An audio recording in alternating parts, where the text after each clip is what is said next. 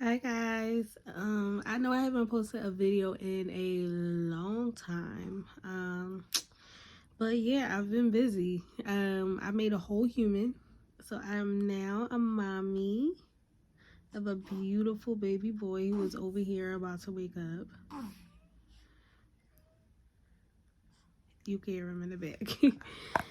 Yes, my baby snores, so don't mind him.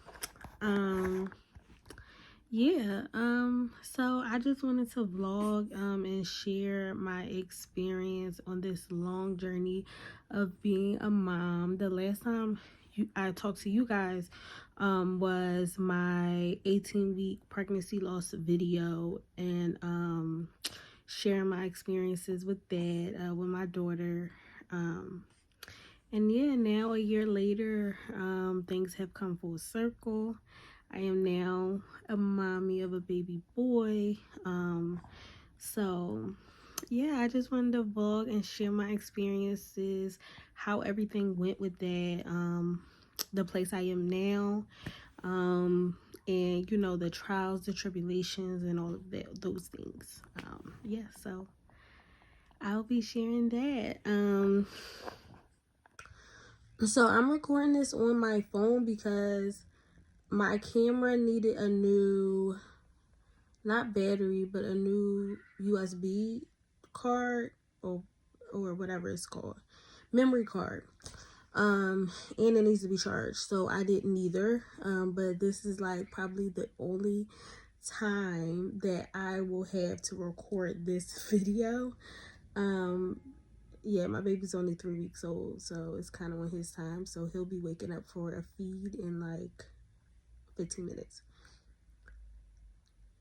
So, where do I start? Okay, so yes, I created a human. It's been a long journey. So after my 18-week loss, I did take some time and I had to get surgery and a whole bunch of like stuff as far as my health.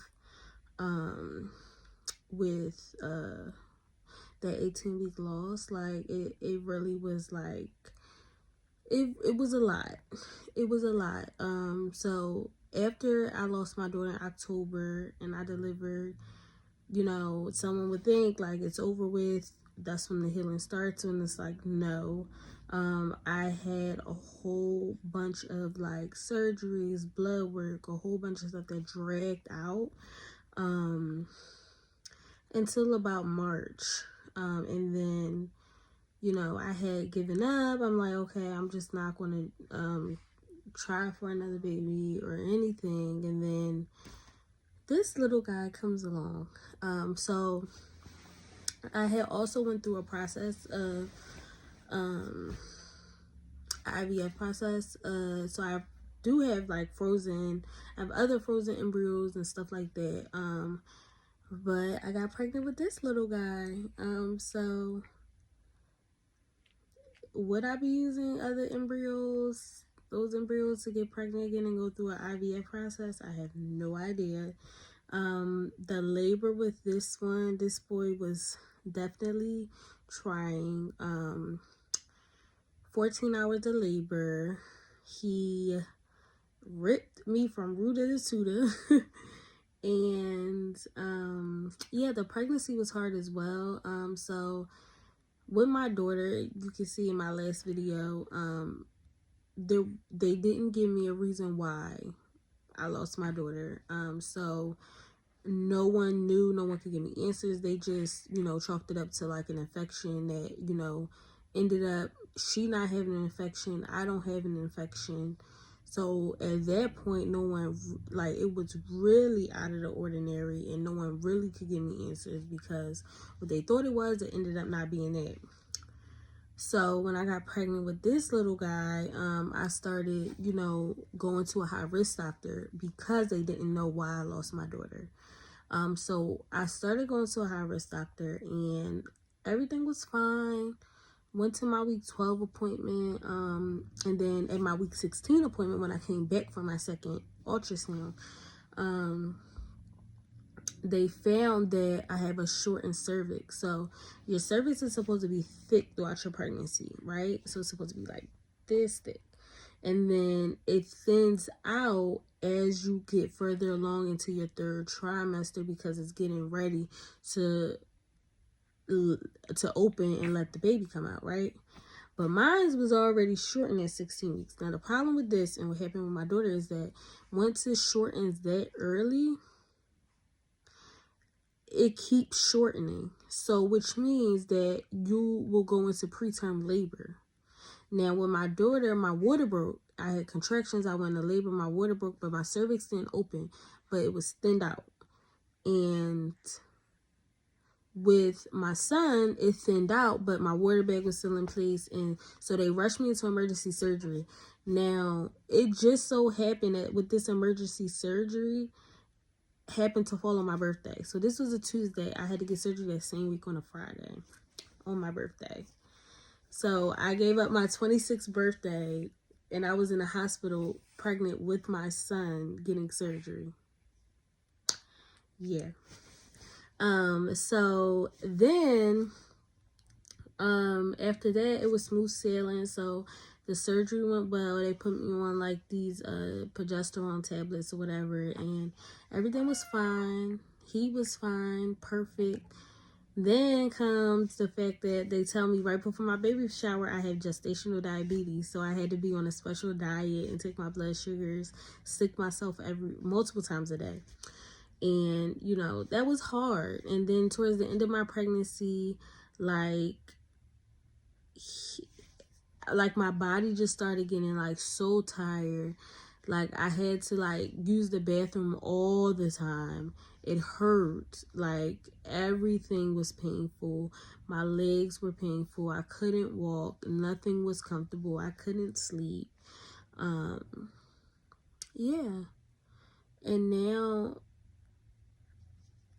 I don't know. Like now it's just, it was all worth it. I will say that. I will say that it was all worth it. And I would do all over again for him. I would. Now would I go into doing it again? I don't know. But, you know, I do, you know, I do want to be married the next time that I have a baby. So, you know, I'm not in a rush to have another one.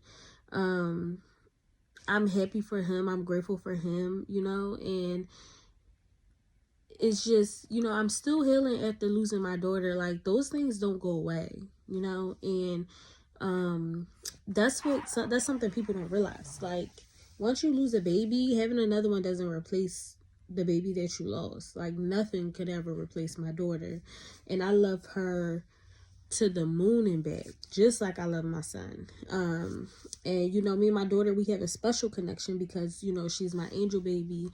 You know, she's been through hell and back with me before he even got here. So it's like, we have like a special connection. So nothing or no one could ever replace her, you know, and the love I have for her.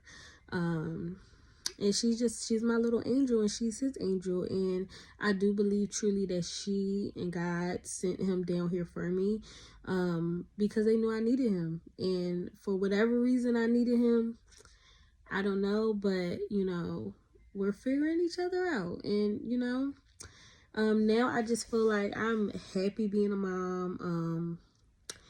I'm getting no sleep. They say sleep when your baby sleeps. I try, but it's hard because I have other stuff to do during the day. So I'm literally running on E for this little boy. And, I don't know. It's worth it though. Like I'm so in love. Like I've never experienced love like this. Like I love him, love him, love him, love him, love him. And I know he loves me. He just wants to be around his mommy all the time. And it's a lot, but it's definitely worth it. Yes, I'm looking at his diaper needs to be changed. But yeah, I just wanted to come on here and hop on and share my experience. Yeah, I honestly, besides the gestational diabetes and me having to go to the bathroom every 5 seconds, I enjoyed my pregnancy. Like I enjoyed my second trimester. I even enjoyed like my first, like I didn't enjoy my first trimester, but I enjoyed my second trimester. I enjoyed the beginning of my third trimester. Like my pregnancy really wasn't that bad until the end. yeah, so I don't really, like, I will say there's things that I wish I would have known going into, you know, at the beginning of my pregnancy, to know what to expect, but you just kind of learn on your own, and every baby's different. And my baby been here before. He is very advanced for 3 months, um which I love, but at the same time, like, no one tells you that you literally can birth yourself. Like, I literally birthed my twin. He looks like me and has my attitude, my personality, everything. He is not a people's person. He is not a people's person, but he loves mommy, so that's like a plus. And yeah, like, I just love being a mom. I didn't really plan out what I was going to say, or really, like, say or talk about in this video. I just wanted to give you guys an update.